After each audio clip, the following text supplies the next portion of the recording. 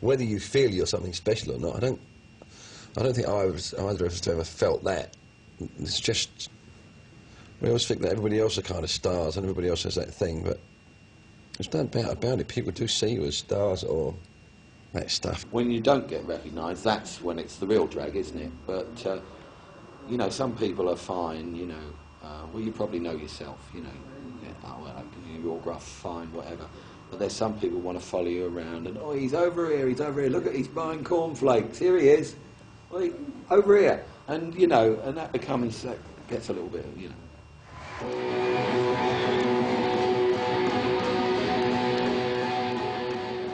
Down is really, really popular, and I find it extremely difficult to do it.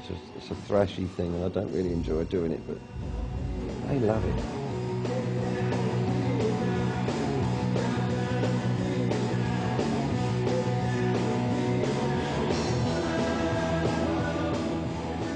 It's a thrashy noise, and I don't know why. We don't really know why. It's just it's in a key of B. I'm using a tuning so you can thrash against the tuning. In other words, it's just an open chord.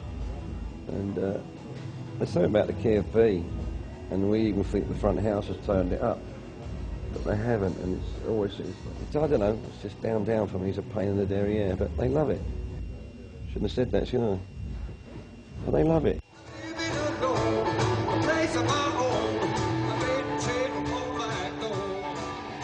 We've got such die-hard fans that, you know, I'm sure everyone says it the same, you know, hey, yeah, we'd like to thank you for this award. This is for the fans.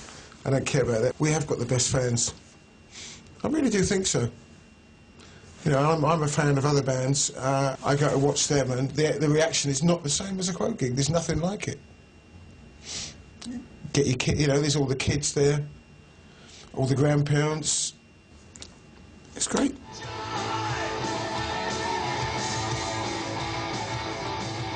I think we're lucky to have them. I think it's great that they're there. Some people would perhaps pass a judgment and say, well, they're there all the time and they should get a life and all that stuff. I've heard people say that about front row people, but I'm just glad they're there.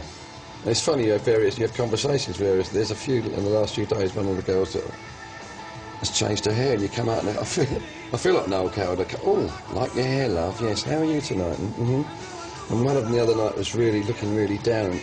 I said to her, mate, what's wrong with her? Well, I mean, mouthy, lips it.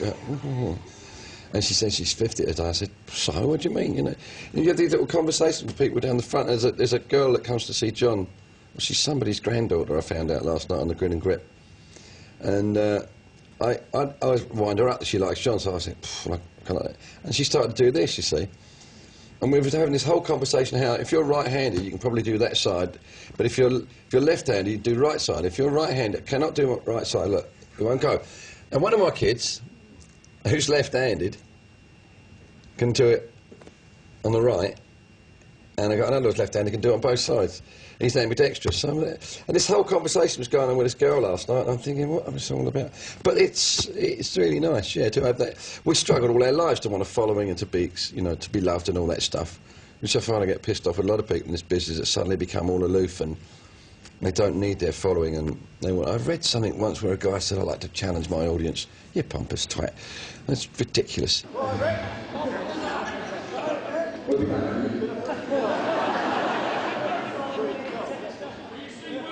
Oh, there's always characters down there, great characters. They're fantastic. The front row, we know most of the front row, they're like family. We went to Australia a couple of years ago, get out there a couple of days to readjust, get out on stage. There they are, half the front row, flown out to Australia, you know, it's dedication. And it's a very warm atmosphere, very friendly out there. They're a really nice bunch, and as I say, we know quite a lot of them, and there's a lot of characters down there. There are some who mimic every move that we make.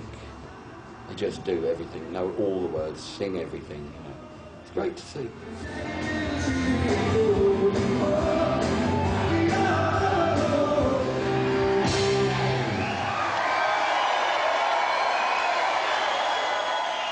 It's difficult because each one of us sees it differently, you know, how the sound might be. Or Rick's had a guitar problem for a while with his rigs. There's been some trouble with his rig. And the last couple of days I've had a couple of problems with the rig. So you could get 3 of us on there thinking it was blinding and 2 of us didn't, or 4 think it was great and 1 didn't, or 1 thought it was great and 4 didn't. It's really big underneath the stage because they're on the floor and it's a wooden floor. It's got nowhere to go. It's coming right back underneath. What's obviously most important is whether it went down at the front, and if the front house thinks it's fine and the responses are fine, that's it. It's no good.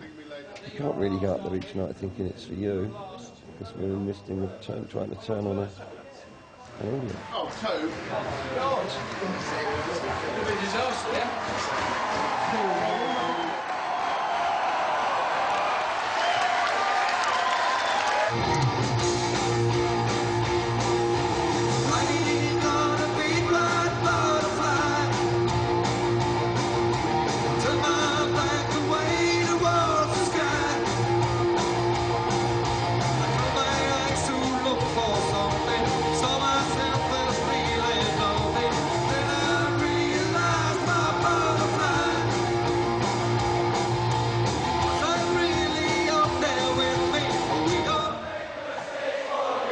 Junior's Wailers in the encore, because we just put it in one night because we haven't done it since we were doing it in the late 60s, early 70s, and we used to open with it, and lots of people realised it's just a straight bluesy kind of 12-bar thing. And he said, let's try it, just do it one night. We're going, do you fancy doing a bit of that? And we said, well, quick format, worked out a quick format, and he said, all right, we'll do that. And that's, for some reason, my favourite piece. It's because all the pressure's gone then, I suppose, to show you're into the encore. If it ain't working by then, it's not going to work at all.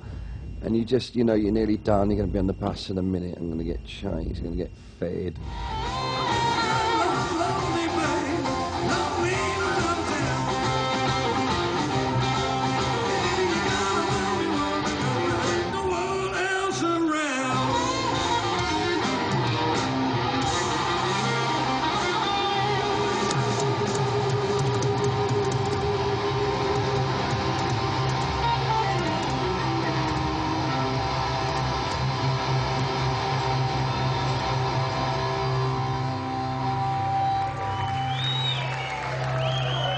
I still want to carry on touring. Maybe not as hard as we've been touring. After next year, I think we may slow things down a bit. But I mean, I still want to go out there and do it.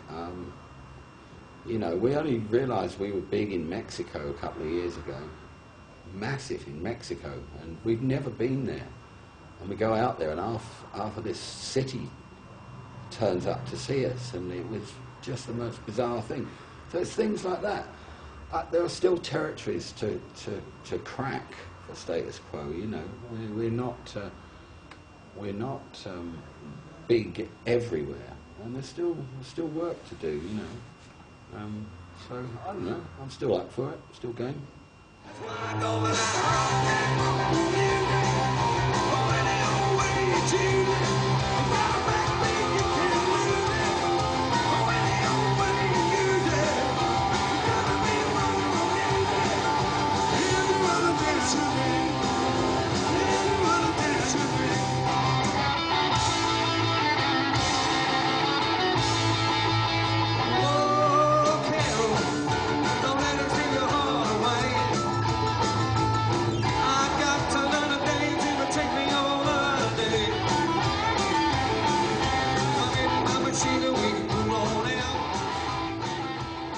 What would I have done if I hadn't have done this?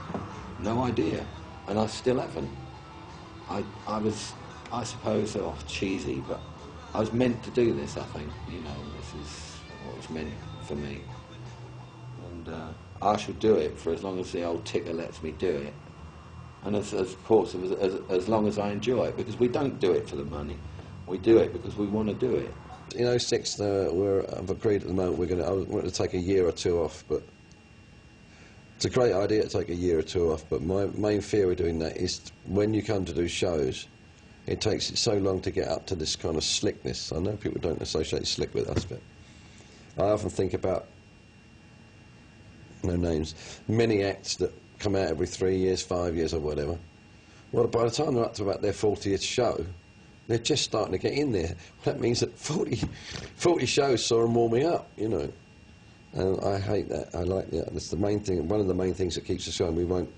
We'll have 3 weeks off and then make sure there's a show there somewhere so that we don't have to go. That's where the rusty point starts to come in again. Then we have to go out and rehearse. Hate rehearsing. It doesn't matter what you do. You're rehearsing to a brick wall. Really, it's very difficult to lift yourself.